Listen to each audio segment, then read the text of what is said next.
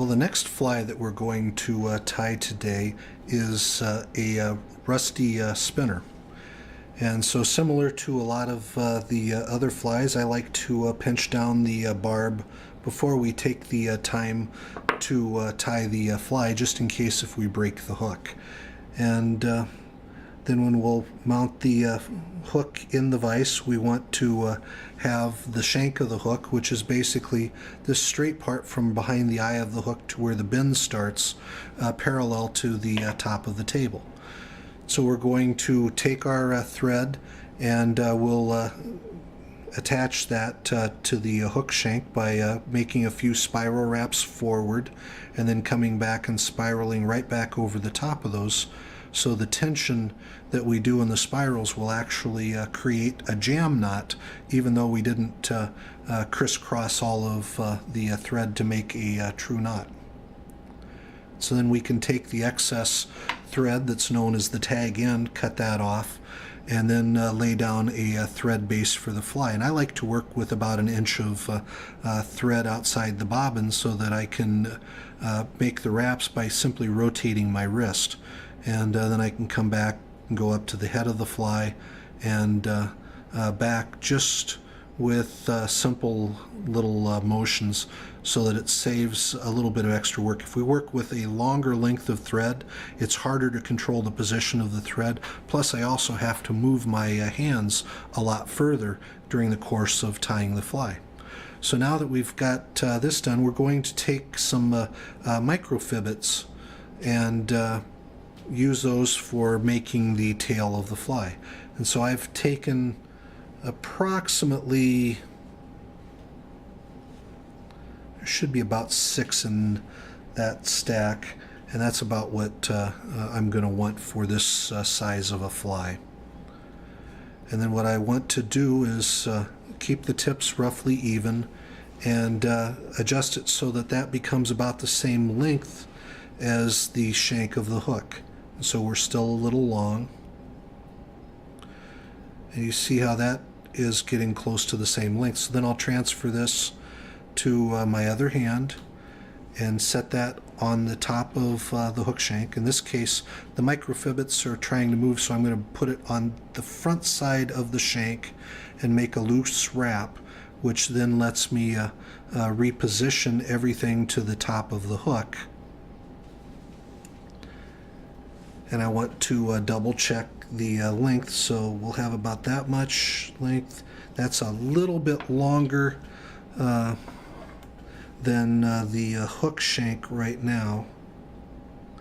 But if I, since the thread right here is a little bit before where the bend starts, I can make 1 or 2 wraps back behind that thread, and that gets the length of the tail to be just about right.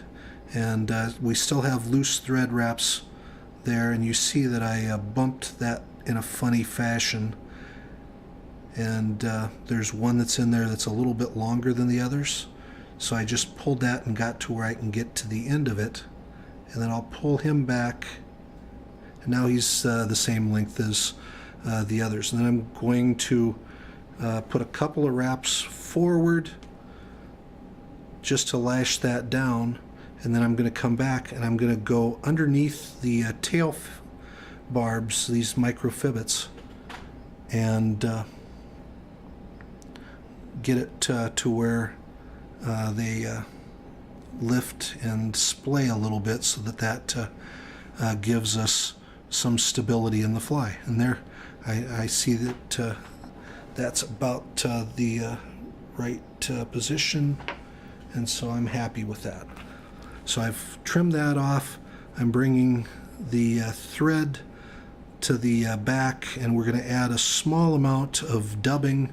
In this case, it's a nice rusty brown color. And we'll take that and we'll spin that onto the thread to create something that adds a little bit of bulk and a little bit of color. And we've got about an inch worth of material there that I'm going to work up and keep tightening. There we go. And that will create the abdomen of the fly. And see how as we wrap those forward, we've got basically a segmented effect, which you don't have to have that segmented effect, but I kind of like it for the spinners. If it ends up being smooth, that's also okay. And now we're going to take a little bit of some white polypropylene yarn, and I want to take this and cut basically a little over 2 inches, and we're going to take about half of that clump and pull it aside. And I may actually take that, since there's enough fibers in here, we'll take half of that stack, so it's now 1/4 of a piece, and we're going to put this across the body of the fly, and we'll do 2 wraps that way. We'll wrap one across this way as a locking wrap, and now we're going to crisscross back the other way. And what we've just done is, if I turn this right here, we're making some X's in between the wings, so that there's a pass of the thread through this way, and that's pulling the wing to one side. So I did 2 wraps there. I pull a wrap this way. Now I come back the opposite direction and put one behind, and now we've locked that wing in place. And so I'm going to bring this back to that section, and if I want to keep this very simple, I can do this with a single wing right there. I like a little different profile, and since I'm behind here, I'm going to add a second clump right behind that other wing. And so I've done the X wrap there, and coming back here, and I'm coming up in between those wings.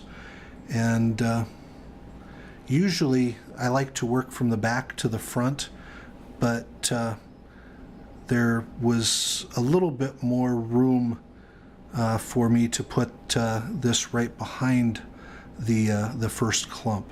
And then I'm going to basically bring these together and bring the thread forward. And I want to put a little bit more dubbing on here.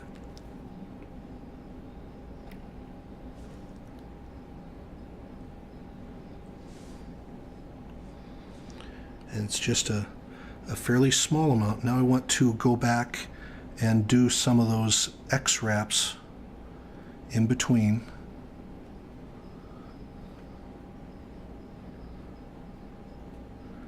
And I'm going to add a little more dubbing, but I don't want to put a lot in there just yet. I just want to add a splash of color.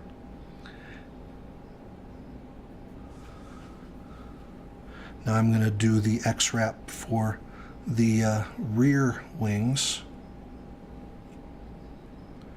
Locking wrap, bring that up.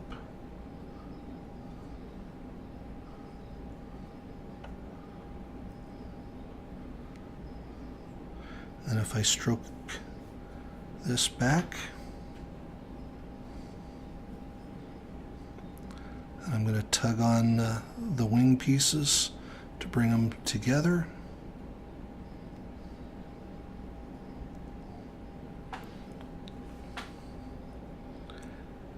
And a couple of more little X wraps just to get the thorax the size that I want it. And so I'm going to bring that all the way behind the back one, and we can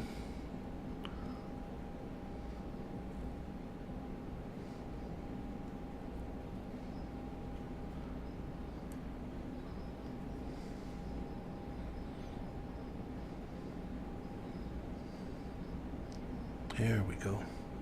And then a locking wrap here, come back that way and up. And that's bringing those wings a little bit closer together. I want to get that thread out of there. There we go. Now we're going to take a half hitch tool. We'll make a simple little half hitch there to knot it. and that will prevent things from coming undone. And then come back and use a double hitch, and one double hitch. For this double hitch, I put my finger on the thread, I make a loop. I'll wrap 1.5 times behind the eye of the hook and bring half of the loop over and half under, and we've got the second knot and finish there. Then what we're going to do, and I'm going to tilt this to make it a little easier for you to see, is we would want the length of the wings to be about equal to the hook length. And so I'm going to trim this about right there and do the same thing down here. And now that I've got it approximately where I want it, what I want to do is trim an angle here, and then on the back I'm going to come down like that and like this, and that gives a little bit more realistic profile to the wing.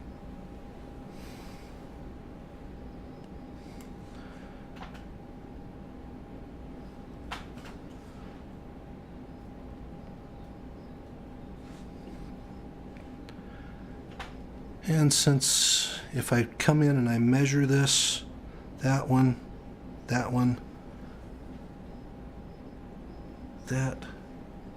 and that, my wings are still a little bit long, so I'm going to trim him right there. I'll trim him right there, and a little bit more right there. And that gives us a finished rusty spinner. There's a few fibers there that are sticking down that I'm going to trim up just to make it look a little cleaner. And that's our rusty spinner.